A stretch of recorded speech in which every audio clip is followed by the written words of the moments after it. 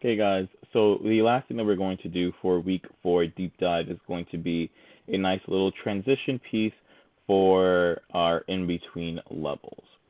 So what we're going to do is we're going to hover over our choose a sprite and click on the paintbrush tool, and we're going to name this level transition. And what we're going to do is we're going to create one shape, anything that we want in the center. So I'm going to click on my circle tool. I'm going to draw a circle. You guys can pick your color, outline it, really whatever you guys want. I'm going to reshape this into a heart. So I'm going to click on the side and pull it out. And push this in. I'm going to push this down and make it pointed. And then I'm just going to open this up a little bit.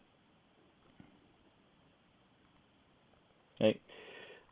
So now that I have what I want, the next step is going to be to code. So before I show you guys how to do that, another thing to kind of look into will be to create different versions of this if you want a different level transition per level. So for example, if I use only one, that means this is going to be the same one I'll use for every other level. But if I want to have a level transition, a new item for each and every one of those, then what I can do is I can go ahead and duplicate this, use my select tool and delete whatever's inside here, and then create the next thing that I would want. So maybe let's say for my fire level, I might want to create some flames. So just making one with flames.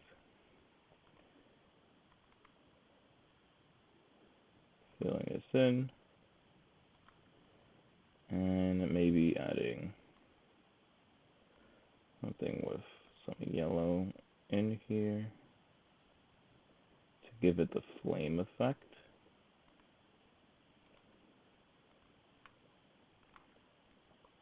Okay, so now I have one transition level for one of my levels, another one for my second level.